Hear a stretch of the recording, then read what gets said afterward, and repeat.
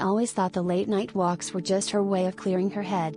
That's what she told me, anyway, as she'd quietly slip out after midnight, leaving me in bed staring at the ceiling, wondering if the silence between us was growing too loud.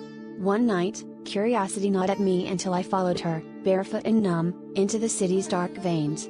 She didn't see me as she ducked into a side door beneath a flickering neon sign, the kind of place that promises secrets and delivers more than you bargain for. Inside, the walls pulsed with red light and muffled music, and there she was, my wife, her back ramrod straight, dressed in black leather, a whip coiled in her hand. The confidence she wore was nothing like the woman who sat across from me at our dinner table, picking at her food, eyes hollow. She didn't even flinch as she barked commands at strangers who knelt at her feet.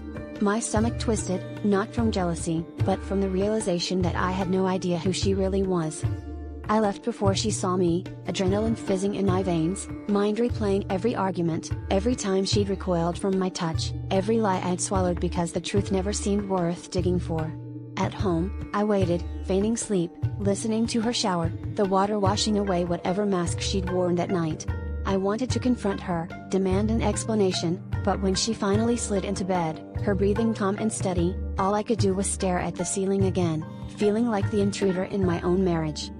Days passed in a daze until she finally sat me down, her eyes fierce and vulnerable all at once. She confessed everything, how she needed control somewhere in her life, how the shame and secrecy were eating her alive, how she was terrified I'd leave if I ever found out. The twist? The real betrayal wasn't her double life, it was mine, pretending for years I was happy, that I didn't crave something darker, something real. We sat there, two strangers tangled in the same lie, realizing the truth wasn't just shocking, it was the only thing that could set us free.